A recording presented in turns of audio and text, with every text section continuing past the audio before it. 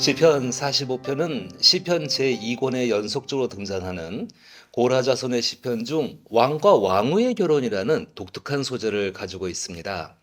결혼식에 서 있는 신랑과 신부에게 말하듯 사랑의 마음을 백합화라는 의미를 가진 소사님에 맞추어 노래하고 있습니다. 42편부터 49편까지 이어지는 고라 자손의 시들의 시상은 고난의 자리에서 하나님에 대한 갈급함과 구원에 대한 간절한 호소가 담겨 있는데, 갑자기 시상에 전환되는 중심에 이 결혼식에 대한 노래가 위치해 있음은 매우 독특하게 보입니다. 시편 45편은 왕과 왕후의 결혼식이라는 독특한 주제를 가지고 구원의 호소 그리고 결혼식 이어서 하나님은 나의 피난처라고 고백하며 찬양하는 시상으로 발전하게 합니다. 이는 시편 전체의 주제가 되는 하나님께서 마침내 찬양하는 삶을 이루신다라는 의미를 담고 있습니다. 성경에서 결혼이란 주제는 하나님과 택함받은 백성과의 관계를 묘사하는 은유로 종종 사용됩니다. 이처럼 시편 45편의 왕과 왕후의 결혼식이라는 은유는 결혼이라는 관계적 언어를 통해 하나님과 그의 백성과의 관계에 대한 메시지를 담고 있음을 상상해 볼 수 있습니다. 특히 1절의 시인은 자신을 서기관인 것처럼 묘사합니다. 특히 서기관은 율법과 전통, 역사 및 사회 관습에 정통했을 뿐 아니라 문학에도 아주 뛰어났죠. 이처럼 45편의 시인은 뛰어난 문학적 표현으로 2절에서 8절까지 결혼식에 선 왕의 아름다운 모습을 통해 하나님의 속성을 표현합니다. 그리고 9절에서 15절까지는 결혼식에 선 왕후를 통해 하나님과 언약적 관계에 있는 백성들에게 권면의 말, 그리고 언약적 관계를 통해 받을 복을 이야기합니다. 오늘날로 보자면 예수 그리스도를 통해 하나님과의 언약적 관계 안에 있게 된 우리 그리스도인들에게 주는 권면의 말과 축복의 말씀이죠. 그리고 16절과 17절은 그 후손들을 통해 이루어질 언약의 연속성과 서기관으로서의 자신의 소명을 강조하며 마무리됩니다. 이렇게 시편 45편은 우리 신앙인들에게 하나님과 우리의 관계 안에 담긴 특별한 사랑의 약속이 무엇인지를 교훈해 줍니다. 이것은 익히 우리가 알고 있듯 사랑의 약속을 이루신 주 예수 그리스도와 신실한 그리스도인의 연합된 모습입니다. 시편 45편을 묵상하며 기쁨과 축복 그리고 약속과 헌신이 있는 가장 행복한 결혼식의 한 장면을 떠올리며 본문에 대한 메시지를 찾아보십시오. 이 시에서 묘사된 신랑은 마치 표제에서 말하듯 하나님의 정원에 피어 있는 한 송이의 백합화 같습니다. 2절부터 8절은 마치 사회자가 결혼식 입장하는 신랑이 어떤 사람인지를 소개하듯이 신랑된 왕의 모습을 묘사합니다. 그리고 이 왕에 대한 묘사는 곧 하나님의 속성을 나타냅니다. 시인이 묘사한 왕은 늘 입술에 은혜를 머금고 있습니다. 즉 왕으로 묘사된 하나님은 당신의 사랑하는 백성들에게 늘 은혜를 주시고자 준비된 사랑의 하나님입니다. 그렇다면 시인이 찬양하고 있는 하나님의 사랑은 구체적으로 어떤 속성을 의미하는 것일까요? 하나님의 사랑이라고 한다면 성경에서 대표적으로 말하는 것은 하나님의 자비하심입니다. 구약 성경에서는 신명기 4장 31절을 통해 이렇게 말씀하십니다. 내 하나님 여호와는 자비하신 하나님이심이라. 그가 너를 버리지 아니하시며 너를 멸하지 아니하시며 내 조상에게 맹세하신 언약을 잊지 아니하시리라.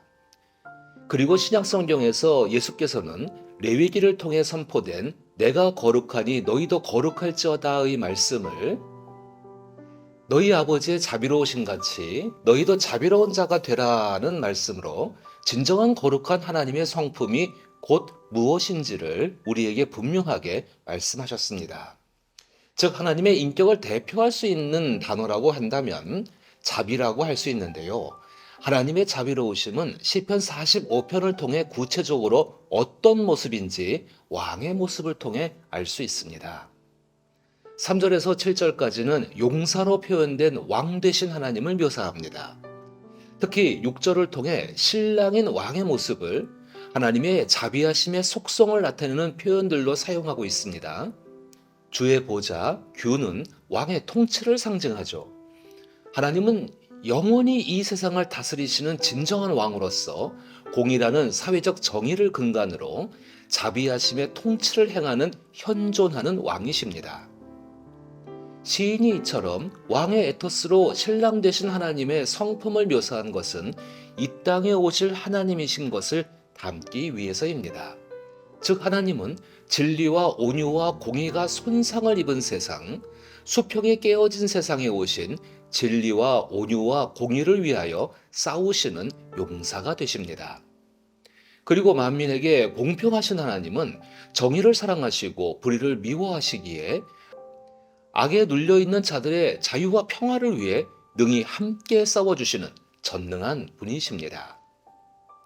특히 7절에 이어 8절은 이 땅 가운데 진정한 하나님의 통치하심을 이루신 예수 그리스도의 모습을 떠올리게 합니다. 왕이 입은 옷에서 모략과 침향과 육개 향기가 풍겨난다고 하는 표현은 그 단어에 담긴 에토스가 무엇인지 연상하게 합니다. 출애굽기를 보면 모략과 육개는 거룩한 것들을 구별하기 위해 사용되었던 향유였습니다.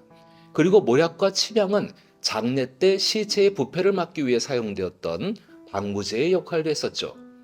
특히 신약 성경에서 예수께 마리아가 향유를 부은 이야기, 예수의 십자가 처형 후 니고데모가 모략과 침향을 섞은 향유를 가져온 이야기 등을 떠올려 본다면 시편 45편 8절에서 나타나는 왕이 입은 옷에서 나는 향기들은 구약에 나타난 하나님으로부터 신약의 예수 그리스도까지 연결되도록 초대합니다.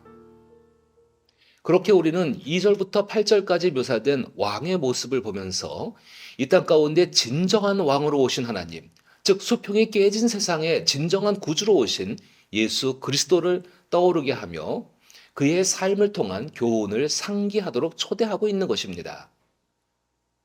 이제 9절부터 15절을 통해 신부로 묘사된 하나님과의 언약 관계에 놓인 우리 신앙인들에 대한 권면과 축복의 말씀을 보겠습니다. 신부는 왕들의 딸로 불리는 그 땅의 가장 고귀한 여인들 중 하나입니다.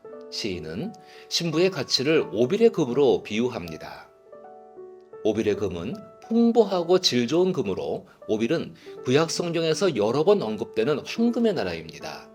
시인은 왕의 신부로 선 왕후가 값비싼 오빌의 금으로 화려하게 치장한 모습을 묘사하지만 여기서 더 중요한 것은 왕 앞에 선 신부의 가치가 어떠한지를 생각해 보는 것입니다.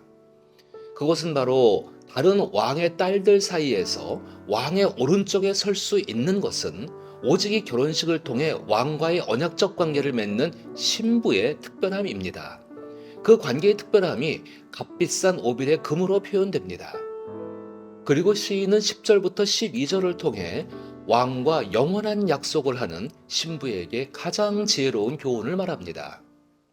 시인은 신부의 마음과 처지를 이해하고 위로합니다. 그러나 신부의 행복을 위한 가장 중요한 교훈을 합니다.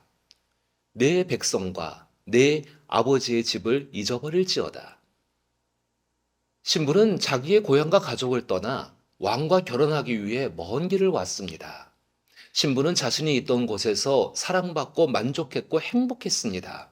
그러나 왕을 사모하지만 신부는 과거에 대한 그리움과 미래에 대한 두려움을 느낍니다. 그런 신부를 바라보며 시인은 마치 주례사처럼 신부가 가장 행복하게 살기를 바라는 마음으로 조언합니다. 시인은 신부에게 고향과 가족을 잊으라고 합니다. 이는 마치 창세기 12장에서 하나님께서 아브라함에게 복을 주시기 위해 부르시는 장면을 떠오르게 합니다. 결혼이라는 것이 상징하는 것이 무엇입니까? 서로 다른 세상과 삶의 배경 속에 자라온 두 남녀가 이제 하나가 되어 함께 새로운 세상을 만들어가는 것을 의미하죠.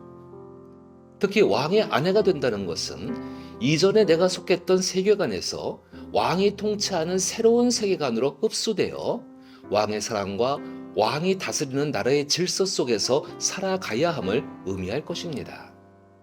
주 예수께서는 이런 신부의 모습을 마태복음 16장 24절에서 누구든지 나를 따라오려거든 자기를 부인하고 자기 십자가를 지고 나를 따를 것이니라 라고 말씀하셨습니다. 그래서 시인은 신부에게 신랑의 선한 인격 속에서 충만하게 되는 사랑을 바라보고 그와 함께할 미래를 기대하라고 조언합니다. 이것은 하나님과 언약을 맺은 백성들에게 이전에 내가 살아왔던 모든 관습과 신념을 벗어던지고 이제 하나님의 은혜와 하나님 나라의 질서로 살아가야 할 것을 교훈하는 것이죠. 그리고 이어지는 13절로부터 15절의 말씀은 이제 그 약속의 말씀을 신뢰하고 하나님 나라에 속한 백성으로 살아가고자 결단하는 신앙인들의 인생길이 어떨지를 암시해 주는 말씀입니다. 궁궐에서 온갖 영화를 누리는 기쁨과 함께 시종하는 친구들까지도 왕께로 이끌려 갈 것이라고 말합니다. 이것은 하나님의 약속에 따라 하나님께 속한 모든 것을 상속받게 된다는 것입니다. 그로 인해 하나님은 우리를 영화롭고 존귀한 존재로 만들어 주신다는 것이죠. 이 말은 하나님의 약속을 상속받은 우리가 공의와 수평이 깨진 세상 안에서 마치 그리스도 예수처럼 모든 사람에게 기쁨과 풍요로움을 나눌 수 있는 존재로 성장시켜 주실 것임을 말씀해 주는 것입니다. 즉 우리를 복의 통로로 삼아 주신다는 갱신된 하나님의 언약의 말씀입니다. 우리는 이처럼 하나님의 언약을 신뢰하며 약속된 복의 삶을 가장 잘 살아내신 예수 그리스도를 통해 예수님과 그를 따르던 자들이 어떤 삶을 살게 되었는지를 신약 성경의 이야기들 속에서 발견할 수 있습니다.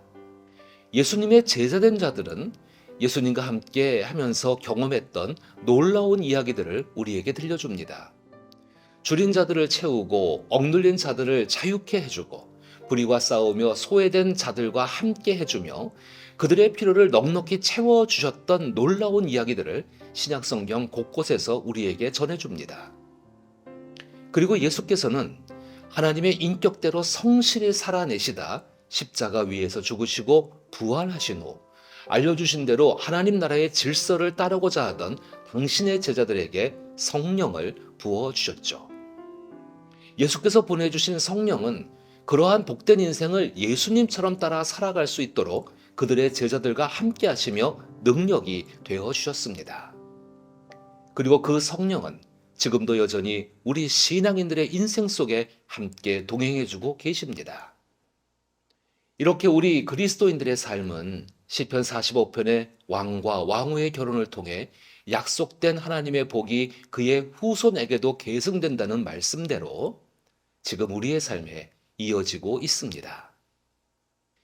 이처럼 시편 45편은 왕과 왕후의 결혼식이라는 은유를 통해 하나님 곧 예수 그리스도와 신부된 우리 신앙인들 사이에 약속된 사랑의 결실이 맺어지고 왕과 왕후의 완성된 삶을 하나님께서 여전히 영원 속에서 지속적으로 이루어 가신다는 것을 말하고 있습니다.